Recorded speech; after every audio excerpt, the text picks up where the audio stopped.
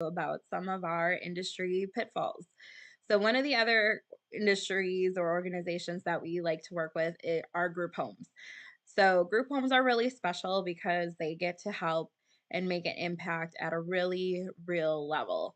And I love working with them because I've always had a passion for children, especially, but also just kind of people that are in circumstances that they really shouldn't be in. And that's a lot of times what group homes help with. There are group homes that help kids that have behavioral challenges. There are group homes for transitional situations. There are group homes for adults, group homes for girls, group homes for boys, group homes for women, group homes for men, group homes for adults that aged out of foster care. There's many different types of group homes that are out there, and we really have a passion here for at Sidekick with working with organizations that make a really real impact, which is a lot of times why we really love working with small businesses because small businesses in general just have such a huge impact on their families, on their employees, and then on their communities. And so it's really a pleasure being able to help support that. And so one of the pitfalls that we often see when we're coming on board to a group home is their checks and balances. So if you weren't aware of this, a lot of times group homes undergo what annual audits. And the reason why is because they typically get government funding and the government wants to know what's being done with their funds. So they have to undergo a financial audit every year. And this is different from a tax audit because tax audits are specific to the taxes that are reported. While they're the same or similar in terms of what they're looking at, they operate and function very differently. So a financial audit basically comes in and they're making sure that your operations are in order, that your record keeping is in order, that your finances in general are in order, that you have excuse me, systems in place to support what you're doing, and then explanations for why things happen or are reflected a certain way in the financials that you provide. So a lot of times we're coming into organizations that, the owner is doing all the things, or maybe they have an administrative person that is doing all the things, but they don't have a really good system of checks and balances in place.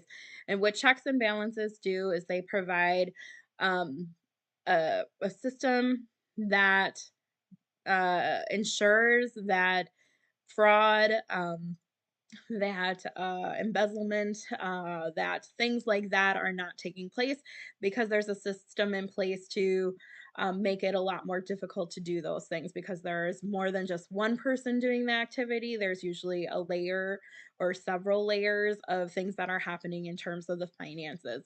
And so that is one of the things that we have in place. And if you are a group home or a business owner in general, and you're starting to think about, okay, like how do I grow? How do I delegate? What are some of the things that are currently happening in my organization? And how do I provide a layer that kind of makes it hard for the wrong things to happen, to be happening? So, for example, because that was probably a little confusing. For example, if I were getting checks in the mail, like who's opening those envelopes, and then who is turning around and preparing the deposit slip, and then who's turning around and preparing the deposits in the accounting software. Another example might be purchases. So, who is making the purchases on the cards, debit card or credit card? Who is authorizing those? Who is double checking that those things are all legitimate? Those are different layers that can be put in place to ensure a checks and balances piece is happening. And so one of the services that we provide is accounts payable support. And that's basically if you get a lot of vendor bills, we can help process those bills. And then we have a really streamlined system that allows you or somebody in your organization to approve those before payment goes out, but you don't have to touch a check. You don't have to touch a stamp. We make it streamlined while still ensuring that there are checks and balances in place because we cannot authorize or send out payments until they are approved internally. And that is a check and the balance that happens in those kinds of scenarios. So for you, if you are thinking about this, or if you're the owner and you're the only one doing these kind of things, start thinking about how you can add in another layer. Can you have an administrative person do something?